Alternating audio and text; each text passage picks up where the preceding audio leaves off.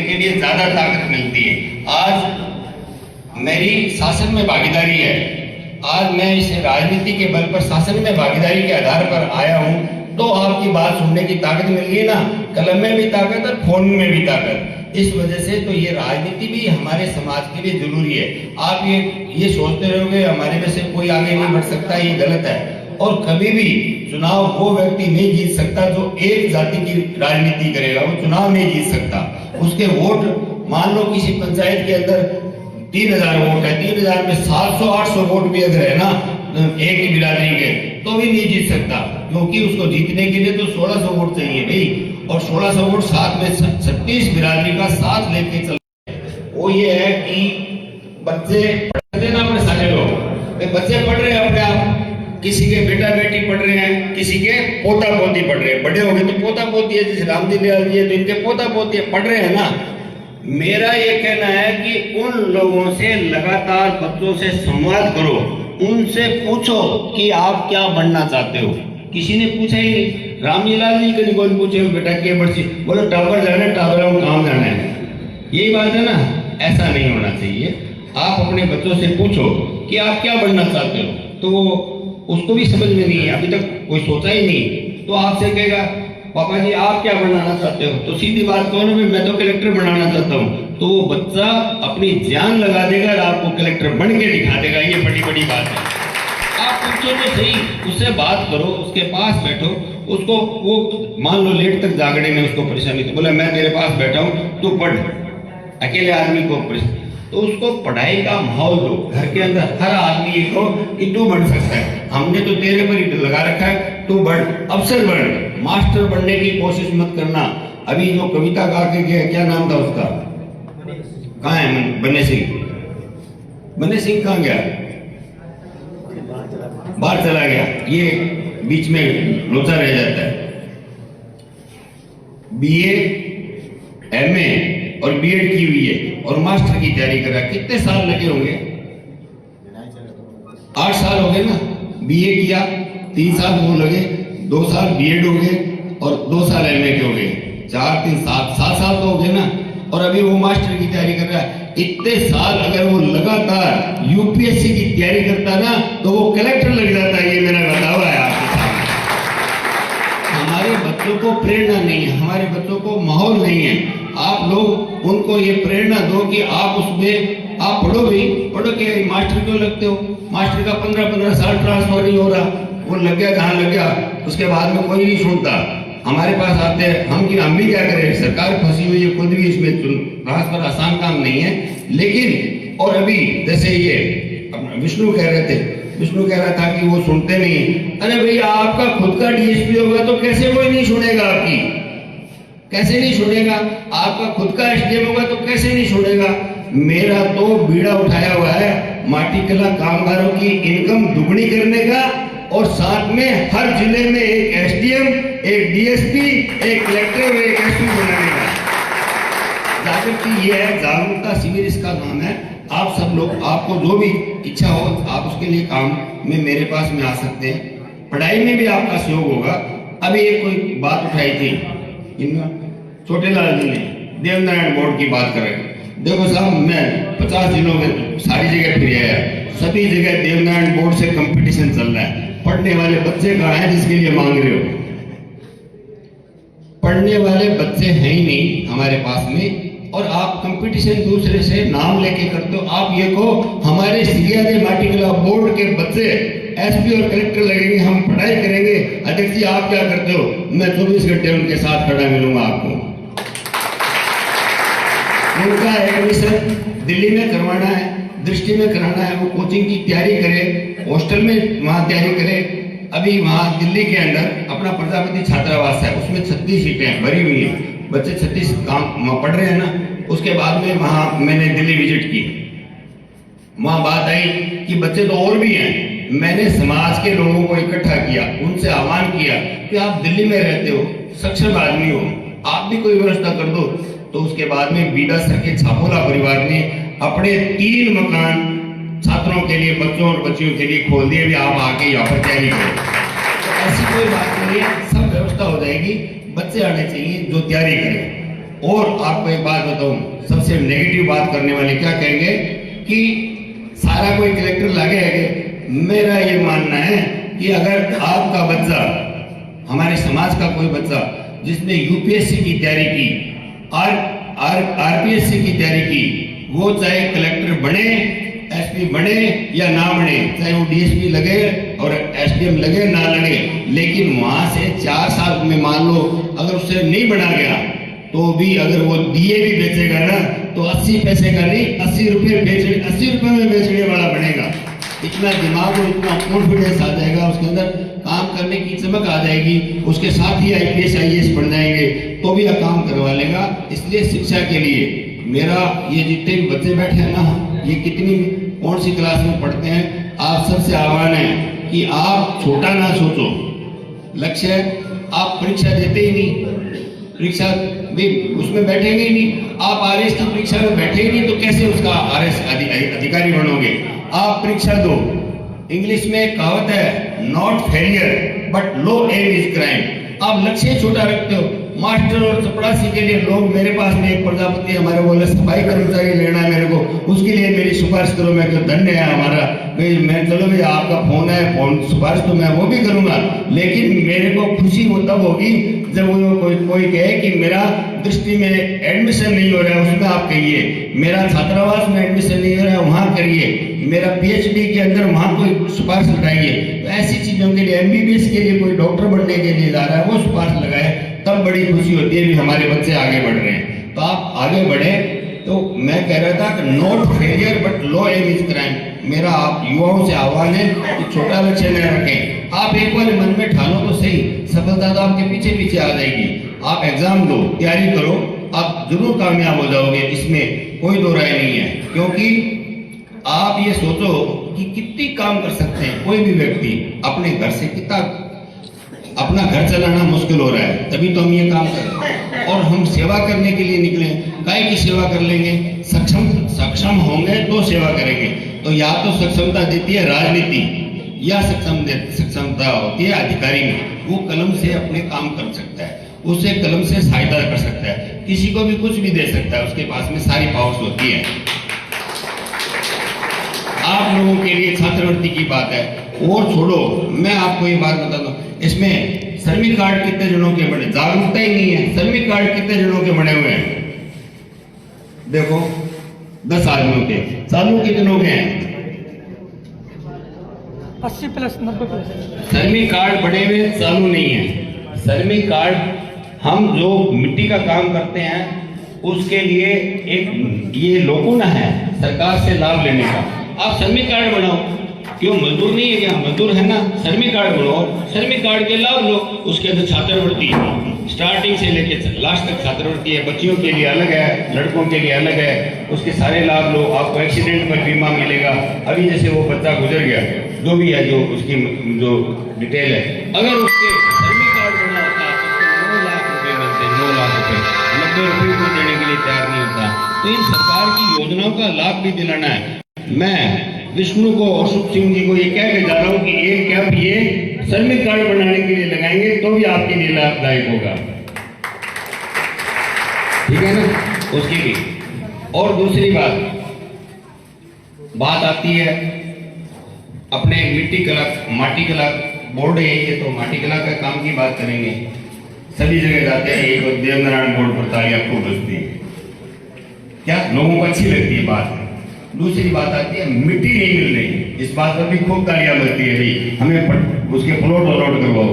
मैं ये कहता हूं कि आपको यहाँ कलेक्टर साहब को कह के एक प्लॉट अलॉट करवा देता हूँ। उसकी मिट्टी काम नहीं आएगी तो आप क्या करोगे, क्या आप सहमत हो क्या भाई, कहीं की भी मिट्टी आप बर्तन बना सकते हो क्या, फिर क्या मतलब हुआ इस बात का। मिट्टी वही काम आ सकती है जो तालाब की तलहटी में हो या पानी के साथ बह के आई हो, बहुत उम्दा और महीन उच्च क्वालिटी की मिट्टी होती है, उससे बर्तन और कलाकृतियां बनती है। तो वो तो इकट्ठी हुई मिट्टी काम में लेनी पड़ेगी, वो महंगी मिले सस्ती मिले। दुनिया सोना भी बेच रही है, हमारे से मिट्टी के ही नहीं बेच रही। कलाकारी सीखो भाई, बेचने की कलाकारी। और उसके लिए भी मैं आपसे ये बात कहता हूँ जहाँ कहीं आपको लगे भी ये सरकारी जमीन में इतनी मिट्टी इकट्ठी हुई है, ये तालाब की है, ये पड़त की है, उसमें ये मिट्टी हमारे काम आ सकती है, उस पंचायत में आप आवेदन दो। वो पंचायत आपका प्रस्ताव करके भेजेगी तहसीलदार को, एसडीएम से होते पटवारी से। वो बीच में कहीं भी रोके तो ये विष्णु को कहना, मेरे को कहना, और जब वो फाइल आगे चली जाएगी वो आपको अलॉट भी हो जाएगी। सिर्फ मिट्टी के लिए, कब्जा करने के लिए नहीं, मिट्टी उठाने के लिए आपको अलॉट भी हो जाएगी। अभी पोखरण के अंदर इस तरीके का 350 बीघे जमीन है, वो अलॉट हुई है, होती है, लेकिन आप आगे काम करो खुद। मैं आपको बारी बारी इसलिए बुलवा रहा था कि कोई बोले तो सही, आप बोले, आपका धन्यवाद, बोले तो सही कोई बात है। वैसे ही आप जब बोलते ही नहीं, अपने हकों के लिए आवाज ही नहीं उठाते, तो घर बैठे किसी को क्या पता भी आपको क्या दर्द है, आपकी क्या पीड़ा है। आप आगे आइए, अपने हकों के लिए आगे आके और उसको मजबूती से आप आगे रखें, आपको जरूर उसका लाभ मिलेगा। सरकार माटी कला बोर्ड ने 20 सितंबर को अभी प्रथम बैठक के अंदर माटी कला की स्पष्ट पॉलिसी बनाने के लिए प्रस्ताव लिया हुआ है, सरकार को भेजा हुआ है, जिसके अंदर मिट्टी की उपलब्धता का, प्रदूषण का और उद्योग विभाग से, इसके माइनिंग से उसकी रॉयल्टी नहीं लगती, उस चीजों के एक पॉलिसी बन के आपके लिए आ जाएगी। उसके बाद में ये समस्याएं नहीं रहेंगी, ये भी मेरा आपसे वायदा है आपके बाद। ये तो सरकार लगातार काम कर रही है, आप भी काम कीजिए। जितनी प्रदर्शनियां लगती है उनके अंदर कोई जाता ही नहीं है। आप में से कोई जाके ये कहे तो सही भी मुझे दुकान चाहिए, कोई कहता ही नहीं है। आप जाके बोलोगे तो आपको स्टॉल मिलेगी, और स्टॉल पे आप रखो सामान। अच्छा, एक और बात, सबसे बड़ी बात वो कह के मैं अपना बाद में कर लेना। मेरा ये कहना है कि आप जब तक मटके, गर्मी गई, मटकों का सीजन गया, दिवाली गई, दियो का सीजन गया, इस तरीके से जो परंपरागत चीजें बना रहे हैं उससे हमारा पेट नहीं भरता, हमें बड़ी कठिनाई का सामना करना पड़ता है। तो आप उसके अंदर नवाचार करें। ये जो प्रशिक्षण कैंप लगेंगे, इन प्रशिक्षण कैंपों के अंदर टेराकोटा क्राफ्ट का काम सीखे, जो दीवार पर चित्र लगते हैं बनाने का, वो सीखो। फिर एक शावा के अंदर है मुखोटा आर्ट, उसमें आदमी की जैसे मेरी शक्ल बना देते हैं वो 1 मिनट में, उस 15-20 मिनट में, फिर उससे साफा सुफा बांध के तैयार कर, वो उसका अलग बिकता है, इतना सा होता है, 1000 रुपए का बिकता है। तो काम करना है तो वैसा करो। फिर अपने पोखरण के अंदर है, उसकी अलग कलाकारी है, आपके रामगढ़ में अलग कलाकारी से काम। आप कलाकारी के काम करो जिसमें मेहनत तो ज्यादा लगे लेकिन उतनी ही आपको इनकम भी होगी। तो आप उसका इससे हट के नवाचार करोगे तो आपको लाभ मिलेगा। और बिक्री के लिए भी कोई परेशानी आती है तो सामूहिक रूप से आप काम कीजिए, सभी योजनाओं का आपको लाभ मिलेगा। धन्यवाद। जय हिंद, जय भारत। आज के कार्यक्रम में से 2-4 लोग गए, नीचे मेरी आवाज सुन रहे तो वो जलपान की व्यवस्था है वो करके जाए, मगर इससे पहले 2 छोटे-छोटे कार्यक्रम हो रह गए। सबसे पहले मैं हमारे पत्रकार साथियों को आज अध्यक्ष की तरफ से हम एक मोमेंटो देके सम्मानित कर रहे हैं। मीडिया के सब साथी आए, मैं एक एक करके उनका नाम बुला रहा हूँ। प्लीज आप मंच पे आएंगे और हमारे आयोजक समिति के साथी हमारा सहयोग करेंगे, डॉक्टर तुलसी।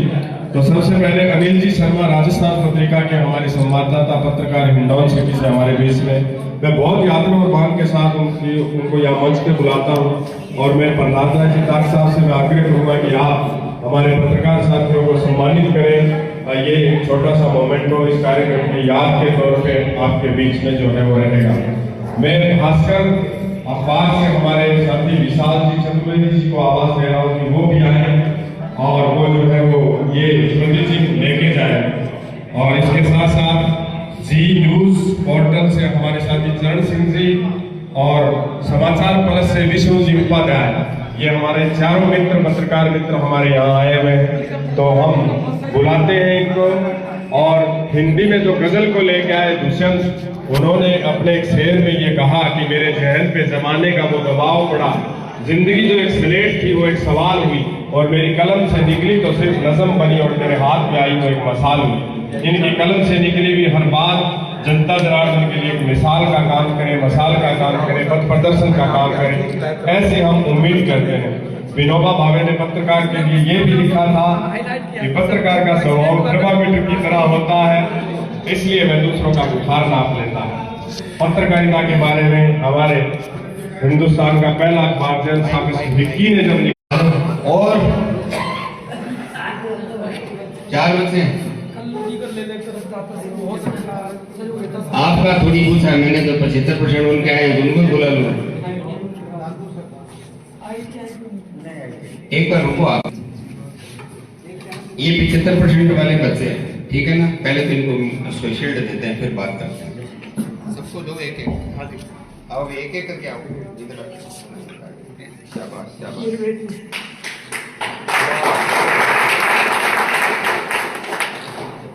अब बताओ क्या बनना चाहते हो? कुछ नहीं बोलना, आपने कुछ नहीं बोलना, आप बताओ। बोलो बोलो बोलो बेटा, क्या बोलना है बताओ।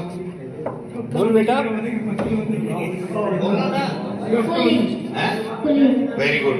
पुलिस बनना है ना। जब आप काय के लिए बोल रहे थे डॉक्टर बनना, एक मिनट रुक तो सही, काय के लिए बोल रहे थे, इसीलिए तो मैं कहता हूँ पहले बच्चे से पूछो वो क्या बनना चाहता है। अगर वो आपको कहे तो आप बनाओगे, वो बनाओगे तब बोलो। तो अब इसने कहा ना पुलिस, तो पुलिस में सुन मेरी बात, इधर तो सुन ले पहले। पुलिस में वो खड़े हैं ना, उनके ऊपर सबके ऊपर एक एसपी होता है, स्टार वाला, 1 स्टार वाला, 3 वाला भी नहीं, 1 स्टार वाला। एसपी बनना है तेरे को, ठीक है ना। एसपी बनना है और उसके लिए यूपीएससी की तैयारी करवानी है। बीच में छुड़ा दी तो ठीक नहीं है। हाँ ठीक है। हेलो, क्या नाम है तुम्हारा? परशुराम। इस अभी क्या कर रहे हो? ITI कर रहे हो। ITI 3 साल की होती है?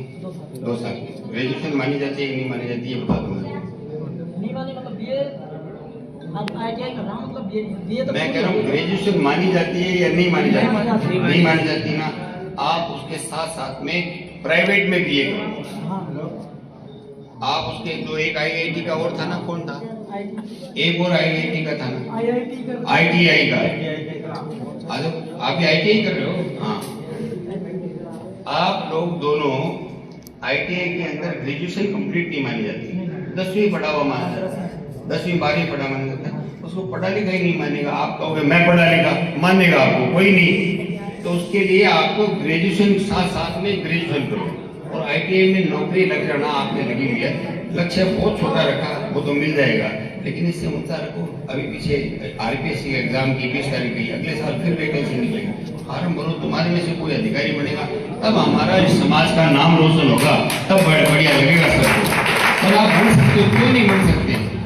क्या मेरा आप सब लोगों से प्रश्न है कि जो कलेक्टर बनता है, SP बनता है, और जो SDM बनता है और DSP बनता है, क्या उसके पास में 24 घंटे से 1 सेकंड भी टाइम ज्यादा होता है क्या? क्या टाइम ज्यादा होता है क्या? और क्या आपके पास में 1 सेकंड टाइम कम है क्या? तो टाइम जब आपके पास में उतना ही है, आपको सिर्फ पढ़ना है, मेहनत करनी है और हासिल करना है, और हासिल हो जाता है। इसलिए अपने आप को बूस्टअप करो, अपने आप के अंदर की शक्ति को जगाओ। जैसे वो एक शक्तिमान नाटक आता है ना, उस तरीके से अपने आप को शक्तिमान मानते हुए काम करो, निश्चित तौर पर आप आगे बढ़ जाओगे। ठीक है, लव इन द मोमेंट हो।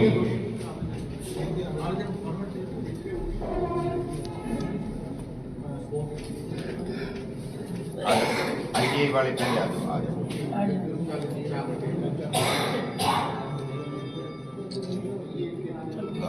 आ जाओ आप पहले। क्या नाम है तुम्हारा? सोनू प्रजापति।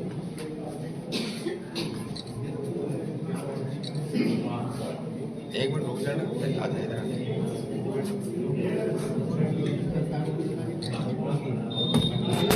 क्या नाम है? क्या अभी कौन सी क्लास में पढ़ रहे हैं? आयुर्वेद नर्सिंग कर रहे हैं। देखो, मैं इतनी देर से बात कर रहा था, वही बात है ना, छोटी छोटी सर्विसों के लिए ये आयुर्वेद नर्सिंग में चले गया, तो वहाँ मतलब बहुत छोटी सर्विस है।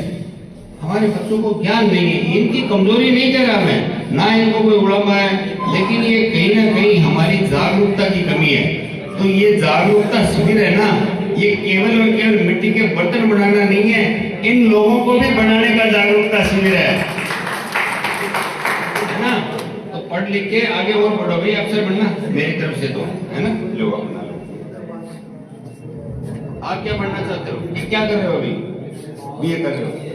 चलो बीए के बारे में से तो बहुत उम्मीद लगा सकते, क्या बनोगे? RAS, पहले कोई छोटी जॉब उसके बाद RAS। पहले कोई छोटी जॉब और फिर उसके बाद RAS। अब सुनो मेरी बात, मेरे साथ बोलना पड़ेगा। सीढ़ियां वो चढ़ते हैं, बोलो। सीढ़ियाँ वो चढ़ते हैं जिनको छत पर चढ़ना होता है। जिनको छत पर चढ़ना होता है। बच्चे सारे बोल सकते हो भाई। सीढ़ियां वो चढ़ते हैं सीढ़ियाँ वो चढ़ते हैं जिनको छत पर चढ़ना होता है, जिनको छत पर चढ़ना होता है। जिनकी निगाहें आसमान पर होती है, जिनकी निगाहें आसमान पर होती है, वो अपना रास्ता खुद बनाते हैं, अपना रास्ता खुद बनाते हैं। काहे के लिए सीढ़ी चढ़ते हो? आसमान में निगाह रखो, IAS RAS ये सीधे बढ़ो। तैयारी करना जैसा आगे बढ़ जाएगा, समझ गया क्या? पहले छोटी सर्विस की तैयारी करेगा, वहीं उलझ के रह जाएगा। शाबाश, दे दिया क्या? दे दिया। अब ये सारे आपका BSc बीएड किया, मास्टरी बढ़ने की तैयारी पक्की है आपकी। अब नहीं करनी, मास्टरी नहीं करनी, अफसर बनना है। हाँ लोग